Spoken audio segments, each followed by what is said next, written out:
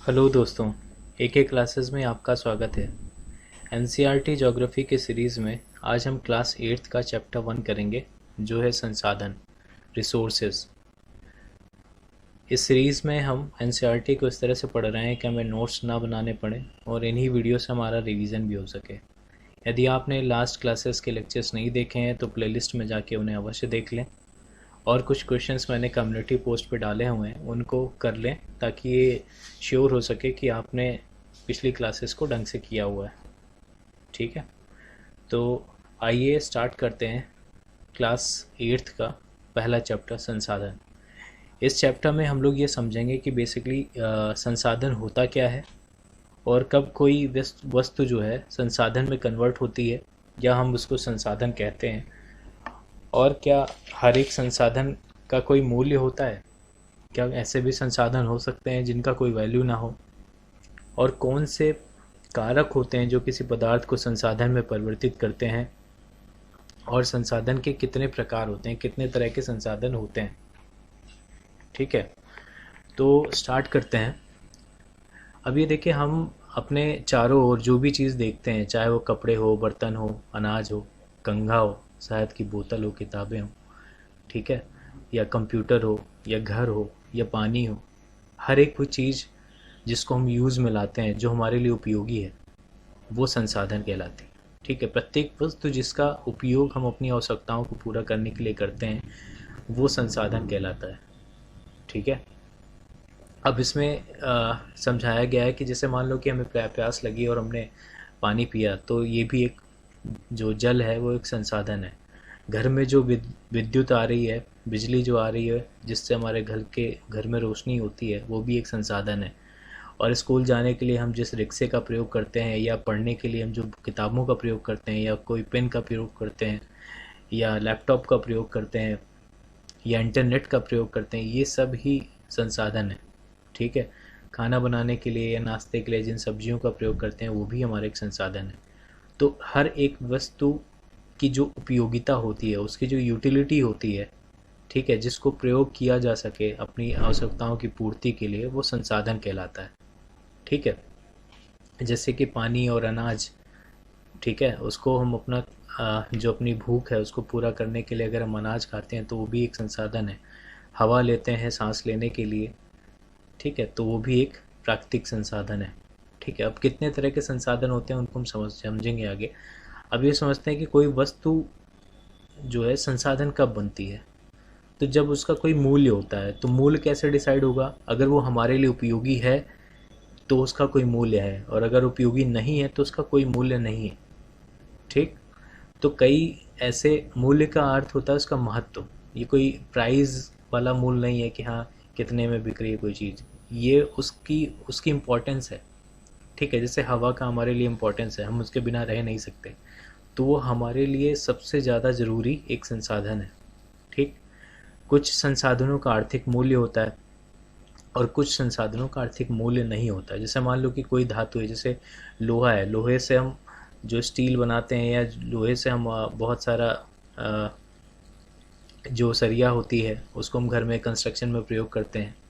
ठीक है, रोड बनाने में जो बिटुमिनस उसका प्रयोग किया जाता है, कंकड़ पत्थर का प्रयोग किया जाता है, तो इन सब का एक आर्थिक मतलब एक मूल्य होता है। इनको खरीदा जा सकता है, बेचा जा सकता है, उपयोग में लाया जा सकता है। ठीक, और जैसे मान लो कि हम लोग कहीं किसी बीच में जाते हैं, तो वहाँ वो दृश्य जो है, वो जो हम लोग देख रहे हैं, वो हमें सांत्वना तो दे रहा है, हमें एक खुशी तो दे रहा है, तो उस सेंस में वो हमारे लिए एक संसाधन है, लेकिन उसका कोई मूल्य नहीं है। अगर इसी को एक उसमें चार्ज लगा लिया जाए, कि जैसे कोई पार्क है, उसमें उसको मेंटेनेंस के लिए एक कर लगाया जाता है, या कोई शुल्क लिया गया कि हम उसको मेंटेन करने के लिए, तो उस संसाधन का जो हमें शांति प्रदान कर रहा है, जो हमारे लिए हेल्पफुल है, या हमको एक संतुष्टि देता है, तो उसका एक वैल्यू हो जाएगी, उसकी एक आर्थिक वैल्यू हो जाएगी।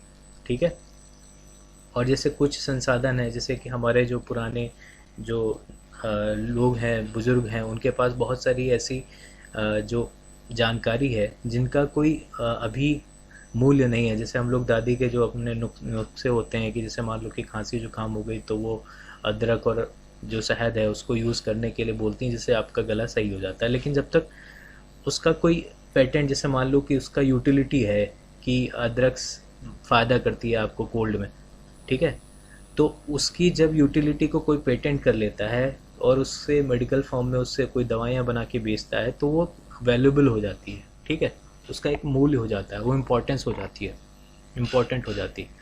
अब पेटेंट क्या होता है? पेटेंट क्या होता है कि कोई जैसे हमारा कोई थॉट है या कोई हमने नई चीज़ आविष्कार की, ठीक है, जिसमें हमारा खुद का एक राइट होना चाहिए, तो एक पेटेंट हो, उसका एक पेटेंट कराया जाता है ताकि जिसने उस चीज़ को खोजा है, जिसने उस चीज़ को बनाया है, वो उसका कुछ दिनों तक बेनिफिट ले सके।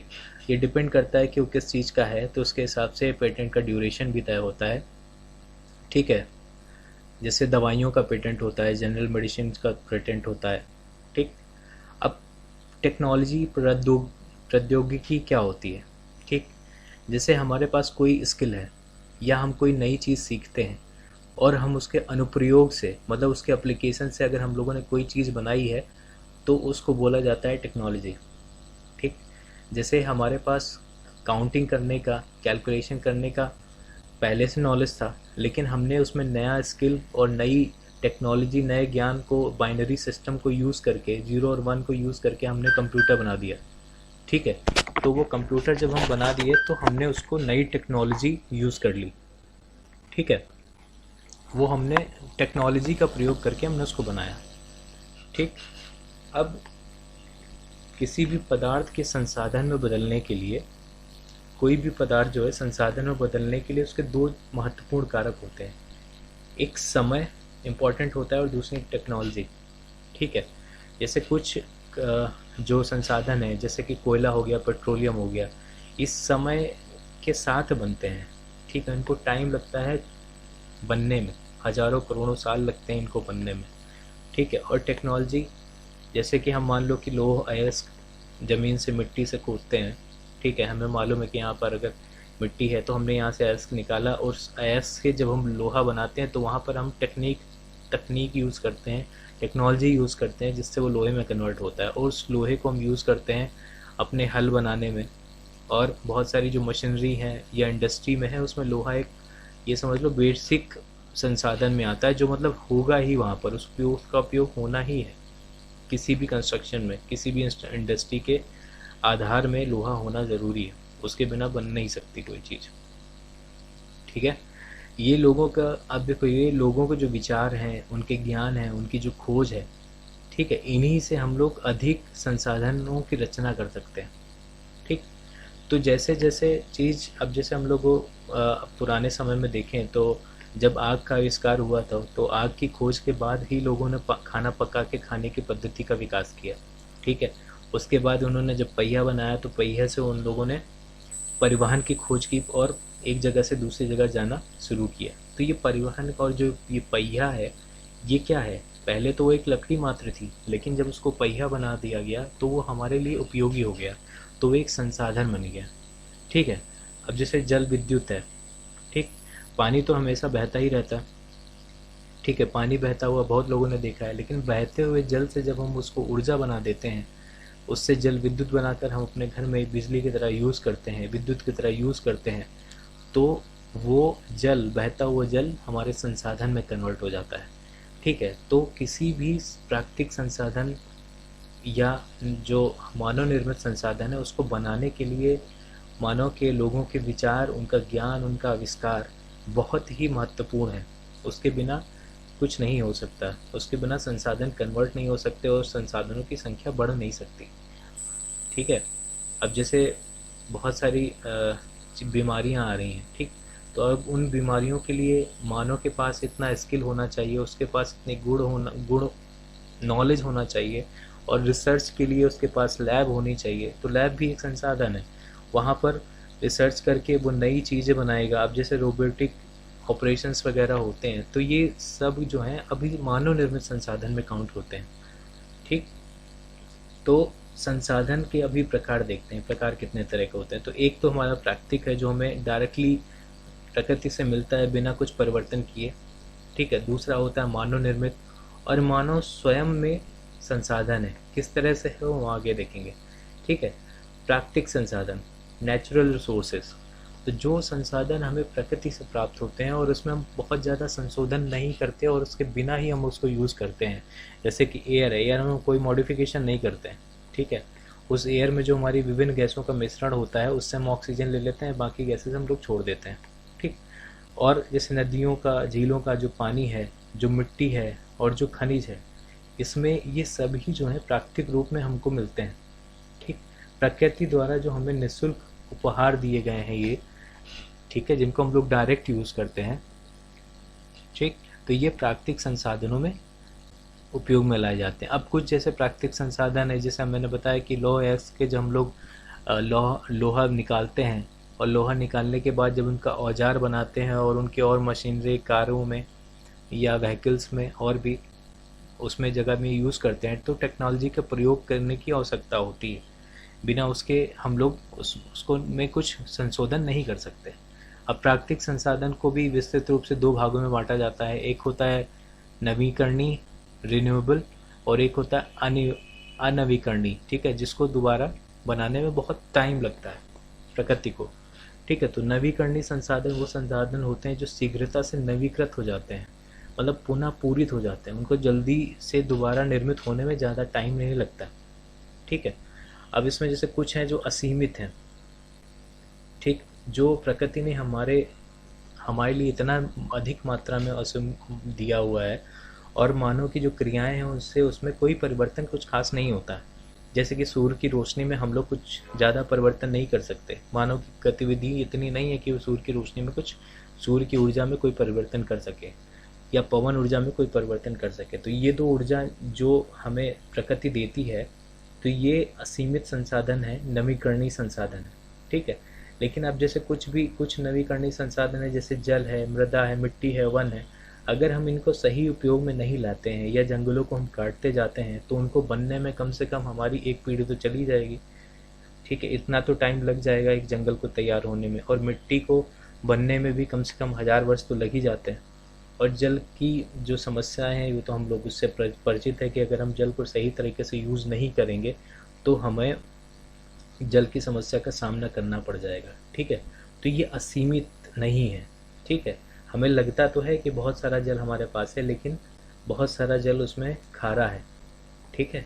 केवल जो अगर बोला जाए कि जो फ्रेश है, जिसमें लवण नहीं है, वो हमारे पीने योग्य जो जल है वो बहुत ही कम उपलब्ध है, ठीक है। तो इस वजह से जल भी हमारी बड़ी समस्याओं में, उसकी जल स्रोतों का, प्राकृतिक जल स्रोतों का सूखना बहुत बड़ी समस्याओं में काउंट होता है, ठीक है। अब अनवीकरणीय, ठीक है, जिसका पुनः बनने में वो संसाधन, मतलब जिनके भंडार बहुत सीमित हैं और एक बार समाप्त होने में या उनको पुनः पूरित होने में या बनने में हजारों साल लग जाते हैं उनको तैयार होने में, ठीक। तो एक मानव जीवन से बहुत ज़्यादा, जैसे एक नॉन रैंडम अगर देखा जाए तो मानव 70-75 साल जीता है, लेकिन इनको बनने में हजारों साल लगते हैं, हजारों साल में ये तैयार होते हैं, ठीक। तो कई मानव पीढ़ियाँ गुजर जाएंगी तब ये दोबारा पुनः तैयार हो पाएंगे। तो इन संसाधनों को अनवीकरणीय संसाधन बोलते हैं, ठीक है, जो रिन्यूएबल नहीं है, ठीक है, नॉन रिन्यूएबल सोर्सेज में आते हैं, रिसोर्सेज में आते हैं, ठीक है। जैसे कोयला हो गया, पेट्रोलियम हो गया, प्राकृतिक गैस हो गया। इसीलिए हम लोग इन चीज़ों से शिफ्ट होने की कोशिश कर रहे हैं कि हम ग्रीन एनर्जी में जाएं, ठीक है, जो कि हमारी नवीकरणीय ऊर्जा है, ठीक, जिससे हम इनको संरक्षण कर सकें। इनका जो अनियमित जो हमारा उपयोग हो रहा है वाहनों में और विद्युत उत्पादन में, तो हम उसको कंट्रोल कर सकें ताकि हम आने वाली पीढ़ी को भी उस चीज़ को प्रोवाइड कर सकें, हम ही उसका सारा कंजम्पशन ना कर पाएँ, जिसको एक सतत पोषणीय या सस्टेनेबल उपयोग कहा जाता है, ठीक है। अब प्राकृतिक संसाधन किन किन चीज़ों में निर्भर करता है, ये वितरण, प्राकृतिक वितरण, भूभाग है, जलवायु है और ऊंचाई है, इन सब भौतिक कारकों में निर्भर करता है। जैसे मान लो कि अगर हम ऊंचाई को देखें तो विभिन्न ऊंचाइयों में पवनों की गति जो है अलग अलग रहती है। जैसे पहाड़ी क्षेत्रों में और मैदानों क्षेत्रों में देखें तो जहाँ पर अवरोध ज़्यादा होगा तो वहाँ पर पवनों की गति प्रभावित होगी, ठीक है। तो अब पवन की गति प्रभावित होगी तो हम वहाँ पवन चक्की लगाकर उस ऊर्जा का उपयोग नहीं कर पाएंगे, तो पवन का संसाधन वहाँ पर कम ज़्यादा हो सकता है, तो वो वहाँ की भौगोलिक विविधता पर निर्भर करता है, ठीक है। अब जलवायु, जैसे विभिन्न जलवायु होगी तो उसके हिसाब से वहाँ की मृदा संरचना में भी प्रभाव आएगा। अब जैसे बहुत ज़्यादा बारिश होगी किसी क्षेत्र में, तो वहाँ पर मिट्टी का ऊपर ही कटाव होगा, तो वहाँ पर जो हमारे प्राकृतिक संसाधन से जो हम लोग मान लो उस जगह जो खाद्य उत्पादन करेंगे वो भी वैरी करेगा। ठीक, तो संसाधन का भंडार क्या होता है? संसाधन की जो उपलब्ध मात्रा होती है उसको संसाधन का भंडार कहते हैं। अब मानव निर्मित संसाधन देखते हैं क्या है। जैसे कि प्रकृति से हमें लौह अयस्क मिला, ठीक है, तो ये उस समय तक लौह अयस्क का कोई उपयोग नहीं था जब तक कि हमने उसको लोहा नहीं बना लिया। जब हमने उसको लोहा बनाया, ठीक है, तो वो मानव निर्मित संसाधन में काउंट हो गया। अब इस मानव निर्मित जो हमारा लोहा है, इससे हम लोगों ने पुल बनाया, सड़क बनाया, मशीन बनाई, वाहन बनाए, तो ये जितनी भी चीज़ें बनाई हम लोगों ने उसको बोलेंगे मानव निर्मित संसाधन। ठीक, ये सब ही हमको हमारे लिए किसी न किसी रूप में उपयोगी है। जैसे वाहन एक जगह से दूसरी जगह जाने के लिए, मशीन है कोई बड़े कठिन काम को आसान तरीके से करने के लिए, सड़क वाहन जहाँ जाएगा उसके लिए भी तो सड़क होनी चाहिए ना। ठीक है, पुल जैसे नदियों को पार करना है या पहाड़ों को एक दूसरे से जोड़ना है, लिंक करना है, ठीक है, उनके लिए उपयोगी है। अब जैसे मानव संसाधन, मानव जो है अपने आप में एक संसाधन है, ठीक, क्योंकि प्राकृतिक संसाधन से मानव निर्मित संसाधन बनाने के लिए उसके पास जो ज्ञान है, जो कौशल है और जो तकनीकी है, ठीक, ज्ञान कौशल तकनीकी जो हम लोग स्कूलों में सीखते हैं या जो वोकेशनल ट्रेनिंग्स होती है, जो फैक्ट्रीज़ में या और जगह सिखाया जाता है, इंडस्ट्रियल ट्रेनिंग होती है, या हम लोग कहीं और से ज्ञान अर्जित करते हैं या अपने पीढ़ियों से, अपने जो पुराने पूर्वज हैं उनसे ज्ञान अर्जित करते हैं, तो उन ज्ञान का और कौशल का जब हम उपयोग करके कोई संसाधन निर्मित करते हैं तो वो मानव निर्मित संसाधन कहलाता है। ठीक है, और वो मनुष्य के अंदर अगर ये स्किल है तो मानव स्वयं में ही एक संसाधन है। ठीक है, तो मानव को उपयोगी बनाने के लिए, मानव जो उपयोगी है, जैसे जो पीढ़ी है, आने वाली पीढ़ी के लिए नया जो संसाधन क्रिएट करे, ठीक है, जैसे कि आप देख रहे हैं कि जो एलन मस्क साहब हैं, उन्होंने एक फास्टेस्ट जो गाड़ी बनाई, अपना टेस्ला बनाई है, इलेक्ट्रॉनिक कार, मतलब जो बैटरी से चलती है, ठीक है, तो जो पहले लोग सोच भी नहीं सकते थे उन्होंने उसकी शुरुआत की। ठीक, अब अभी तो बहुत सारे मार्केट में आ गई हैं इलेक्ट्रॉनिक गाड़ियाँ। ठीक है, तो ये बिना मानव के ज्ञान, मानव के स्किल और मानव के टेक्नोलॉजी के संभव नहीं हो पाया है। ठीक है, तो मानव में जो विशिष्ट, मानव भी एक विशिष्ट प्रकार का संसाधन है और वो शिक्षा, स्वास्थ्य से लोगों को बहुमूल्य संसाधन बनाने में मदद करती है। अब जितना ज़्यादा एजुकेशन इंसान को मिलेगा और जितना ज़्यादा वो हेल्दी होगा, उतना ज़्यादा ही वो नए नए संसाधनों को क्रिएट करने में, बनाने में वो सक्षम होगा। ठीक है, तो उस मानव को एक संसाधन के रूप में तैयार करने के लिए शिक्षा और स्वास्थ्य का बहुत बड़ा योगदान होता है। ठीक है, और अधिक संसाधनों के निर्माण में जब मानव को समर्थ करने के लिए जो कौशल में चेंजेस लाए जाते हैं, उनको जो लिए जो कार्यक्रम चलाए जा रहे हैं, कौशल विकास योजना और ये जो चलाई जा रही हैं, इन सब को क्या कह रहे हैं, इनको बोलते हैं मानव संसाधन विकास। ठीक है, ह्यूमन रिसोर्स डेवलपमेंट कहा जाता है। ठीक है, तो ह्यूमन के कौशल में, उसके स्वास्थ्य में जो सुधार किया जाएगा ताकि वो नए नए संसाधनों को क्रिएट कर सके, बना सके, जिससे कि आने वाली समस्याओं को सुधार कर सके, अपनी भावी पीढ़ी को एक नया उपयोगी और पर्यावरण अनुकूल संसाधन प्रोवाइड कर सके, उसको, उस प्रक्रिया को बोलते हैं मानव संसाधन डेवलपमेंट। ठीक है, ह्यूमन रिसोर्स विकास, ह्यूमन रिसोर्स डेवलपमेंट। ठीक, अब इसमें ये देखते हैं एक सतत पोषणीय विकास की बात की गई है। तो सतत पोषणीय या सस्टेनेबल डेवलपमेंट जिसको बोलते हैं, उसका मतलब ये है कि हम किसी संसाधन को इतनी सावधानी पूर्वक यूज़ करें ताकि वर्तमान पीढ़ी तो उसको उपयोग करे ही करे, लेकिन आने वाली पीढ़ी भी उसका अपनी आवश्यकताओं को पूरा करने के लिए सक्षम रहे। इतना मतलब हम लोग यूज़ करें संसाधन को कि वो हमारे उपयोग के लिए तो रहे ही रहे, लेकिन आने वाली पीढ़ी के लिए भी वो बचा रहे। ठीक है, तो इसको बोलेंगे सतत पोषणीय विकास, जिसको बोलते हैं सस्टेनेबल डेवलपमेंट। ठीक है, यदि हम नवीकरणीय संसाधनों के प्रति सतर्क नहीं, मतलब अगर हम इनके प्रति सतर्क नहीं रहते हैं तो बहुत ही दुर्लभ हो सकते हैं और जो अनवीकरणीय है, ठीक है, ये तो निश्चित ही समाप्त हो जाएंगे। जैसे मान लो कि हम कोयला, पेट्रोलियम और जो और भी जो अनवीकरणीय है, जिनको बनने में हज़ारों साल लग जाते हैं, अगर उनका सही उपयोग नहीं करेंगे तो वो तो निश्चित ही समाप्त हो जाएंगे, क्योंकि उनको बनने में बहुत टाइम लगता है, ठीक है। और नवीकरणीय जैसे हमारा जल है, ठीक है, तो इसको भी अगर हम सही तरीके से यूज़ नहीं करेंगे, या हमारा जो वायु है ये है तो नवीकरणीय, चेंज होता रहता है, परिवर्तन होता रहता है, लेकिन अगर हम उसमें पोल्यूशन वगैरह डालेंगे, ठीक है, पॉल्यूट करते रहेंगे उसको, तो हो सकता है कि वो दुर्लभ हो जाए हमारे लिए, हमें भी ऑक्सीजन सिलेंडर टांग के घूमना पड़ जाए, ठीक है। तो संसाधनों का जो सतर्कता पूर्वक जो उपयोग करना होता है, उसको ही बोलते हैं रिसोर्स कंजर्वेशन, ठीक है, संसाधन संरक्षण, ठीक है।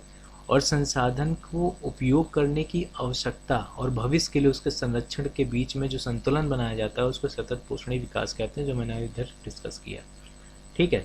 तो अब क्या इसका एक चीज़, इसको हम कैसे कर सकते हैं सतत पोषणीय विकास? तो अगर हम अपने उपभोग को कम करके वस्तुओं को पुनर्चक्रण या पुनः उपयोग द्वारा उसको योगदान दे सकते हैं। अब पुनर्चक्रण का मतलब ये है कि जैसे मान लो कि हम लोग ने कोई चीज़ यूज़ की, जैसे मान लो कि हमारे पास फ़ोन पड़े थे पुराने, ठीक है। अब हम लोगों का तो ये है कि हाँ, नया फ़ोन आया तो नया फ़ोन हमने ले लिया, पुराना फ़ोन घर पे पड़ा हुआ है, तो एक इंसान के घर पे करीब 3-4 फ़ोन हैं जो वही इंसान यूज़ करता है, केवल एक ही। तो वो उसको कहीं सेल कर सकता है, ताकि उसमें जो भी सुधार हो सके वो सुधार होकर दोबारा कोई इंसान उसको सस्ते में ख़रीद के उसको उपयोग करे, ताकि वो नया फ़ोन ना ख़रीदे और कम पैसे में उसी फ़ोन को उपयोग करके अपनी ज़रूरतों को पूरा कर सके, ठीक है। तो ये तो हो गया पुनः उपयोग। पुनर्चक्रण, जैसे मान लो कि हम लोग जो कचरा फेंक देते हैं, ठीक है, खाना रिसाइकिल उसको कर सकते हैं, उससे हम बायोगैस बना सकते हैं, ठीक है। बहुत सारा जो हम लोग कचरा हर साल निकालते हैं, हर रोज़ हमारा इतना टन कचरा निकलता है, तो उस कचरे को अगर हम रिसाइकिल करें या फिर हम ज़्यादा से ज़्यादा चीज़ों को यूज़ करें, जैसे मान लो कि हमारे पास पुराने कपड़े हैं, तो उन पुराने कपड़ों को हम बेच कर या फिर पुराने कपड़ों को गरीबों को देकर उनके उपयोग के लिए हम उनको दे सकते हैं, ठीक है, ताकि वो अब उसको यूज़ कर सकें। या पुराने पेपर हैं जो हमारे अखबार और रद्दी के पेपर हैं, उनसे हम लिफाफे बनाकर, या और जो बांस की टोकरियां वगैरह हैं, झाड़ू वगैरह हैं, उनसे हम बांस की टोकरी बनाकर, इन सब चीज़ों को बनाकर हम बेच सकते हैं। कागज़ से डिज़ाइनर चीज़ें बनाकर, बेकार के कागज़ से बहुत सारी जो चीज़ें बनती हैं आर्ट एंड क्राफ्ट की, उसको बनाकर हम लोग यूज़ कर सकते हैं, ताकि हमें कागज़ का सदुपयोग करना हो, ठीक है, ताकि और पेड़ ना काटे जाएं। अब जैसे क्या होता है कि जैसे स्कूल में पढ़ने वाले जो बच्चे हैं या हम ही लोग हैं, तो उसमें जैसे मान लो हमने एक बुक कॉपी ख़रीदी, तो कॉपी के जैसे मान लो कि आधी कॉपी भरी हुई है, तो आधी कॉपी भरी हुई है तो हम जब कूड़े वाले को फेंकते हैं या कबाड़ वाले को देते हैं तो पूरी कॉपी उसको दे देते हैं, जबकि उसका आधे पेज जो नहीं लिखे हैं उनको हम उपयोग कर सकते हैं। तो उस पेज को अगर हम फाड़ लें और उसको स्टपल करके हम लोग एक कॉपी बनाकर उसको यूज़ कर लें, तो हमें नई कॉपी ख़रीदनी नहीं पड़ेगी, तब तक हमारा उसमें ही काम हो जाएगा, ठीक। तो इस तरह से हम चीज़ों को बचा सकते हैं, उसको उपयोग कर सकते हैं और अपनी लाइफस्टाइल में हम लोग सुधार कर सकते हैं कि हम नई चीज़ ना खरीद कर पुरानी चीज़ को रिपेयर करने के हम पुरानी चीज़ को ही यूज़ करेंगे, जब तक कि वो बुरी तरह से ख़राब नहीं हो जाती, ठीक है। अब जैसे विद्युत, ठीक है, जल और कोयले से, ठीक है, एक हाइड्रो पावर से बनती है और दूसरा कोयले से। अब हम ये समझ रहे हैं कि जैसे हाइड्रो पावर से बन रही है, तो इस बिजली को भी हम बचा के रखें। अब कोयला भी हमारा जो जल रहा है, जितना कोयला जलता है उससे पोल्यूशन होता है, और दूसरी चीज़ हमारा जो ये संसाधन है, अनवीकरणीय संसाधन है, वो भी नष्ट होता है। तो हम जितना ज़्यादा अपनी बिजली को बचा सकेंगे उतना ज़्यादा हमारी मांग कम होगी बिजली की, और उससे कोयले का उत्पादन उतना कम होगा, ठीक।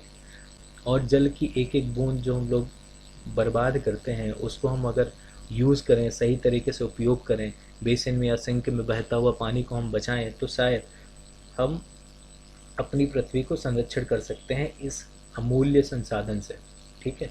अब सतत पोषणी के लिए कुछ सिद्धांत हैं, जैसे कि जीवन के जो सभी रूप हैं उनको हमें आदर से देखभाल करना चाहिए। हमें ये समझना चाहिए कि अब जो पेड़ है उससे ही हमें जो ऑक्सीजन मिलती है, उससे ही हमारा काम चलता है। तो हम उन पेड़ को भी नहीं काटते हैं, क्योंकि वो भी, हम जो CO2 बाहर निकालते हैं वो लोग उसका उपयोग करते हैं, और अगर वो नहीं होंगे तो हमें ऑक्सीजन कहाँ मिलेगी और हमारा CO2 कन्वर्ट कैसे होगा ऑक्सीजन में।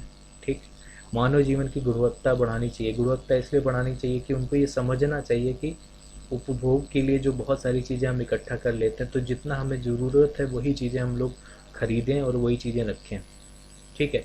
इसके लिए हमारे जो प्रधानमंत्री हैं, वर्तमान प्रधानमंत्री हैं, इन्होंने UNFCCC में COP26 में एक अपना मिशन लाइफ लॉन्च किया था, जिसमें उन्होंने कहा था कि हमें अपनी लाइफस्टाइल में परिवर्तन करना चाहिए, ताकि हम लोग पर्यावरण के लिए सहयोग कर सकें और सतत पोषणीय विकास में कंट्रीब्यूशन कर सकें। ठीक है। तो पर्यावरण के प्रति जो हमारी व्यक्तिगत व्यवहार है और उसके अभ्यास में परिवर्तन करना, ये सारी चीज़ें हमारी इसमें लाइफ मिशन में इंक्लूड हैं। ठीक है। समुदायों को पर्यावरण के बारे में देखभाल करना, उनके बारे में बताना चाहिए कि किस तरह से हम अपने पर्यावरण का देखभाल कर सकते हैं। ठीक है। तो हमारी पृथ्वी और इस पर निवास करने वाले लोगों का जो भविष्य है वो पेड़ पौधों के और पारितंत्र की सुरक्षा और संरक्षण से जुड़ा हुआ है। ठीक है। तो सभी नवीकरणीय संसाधनों का उपयोग सतत पोषणीय सस्टेनेबल उपयोग होना चाहिए। ये हमारा कर्तव्य हो जाता है कि हम इन चीज़ों को फॉलो करें। पृथ्वी पर जो जीवन के जो विभिन्न रूप हैं उनको संरचना उनको संरक्षित करना बहुत ज़रूरी है। ठीक है। क्योंकि वो एक दूसरे पर निर्भर है। प्राकृतिक पर्यावरणीय तंत्र की हानि हमें नहीं करनी है। हम ज़्यादा से ज़्यादा पर्यावरण और अपने आर्थिक विकास को संतुलित करके हमें चलना चाहिए। ठीक है। तो इस तरह से ये चैप्टर समाप्त होता है, और ये जो क्वेश्चंस हैं इनके उत्तर आप अपने आप देख सकते हैं, और अगर आपको कोई डाउट होता है तो इस वीडियो को दोबारा सुनें। ठीक है। अब ये MCQ थोड़ा कर लेते हैं। निम्नलिखित में से कौन संसाधन को निर्धारित नहीं करता है। ठीक है। तो उसकी जो मात्रा है वो निर्धारित नहीं करती, उपयोगिता निर्धारित करती है और मूल्य निर्धारित करते हैं। ठीक। उपयोगिता होगी तभी वो संसाधन होगा, और उसका मूल्य मतलब उसका महत्व होगा तभी वो संसाधन होगा। ठीक है। कौन सा मानव निर्मित संसाधन है? तो मानव निर्मित क्या है? कैंसर उपचार की जो औषधियाँ हैं मानव निर्मित है, झरना तो प्राकृतिक है और वन भी प्राकृतिक है। ठीक। अनवीकरणीय संसाधन क्या होता है? अनवीकरणीय संसाधन जो होता है जिनके सीमित भंडार होते हैं और जिनको निर्मित होने में बहुत हजारों वर्षों लग जाते हैं। ठीक है। तो इसका आंसर ये होगा। तो इस तरह से ये चैप्टर समाप्त होता है। अगर आपको ये वीडियो पसंद आता है तो प्लीज़ लाइक करें, शेयर करें और सब्सक्राइब करें। धन्यवाद।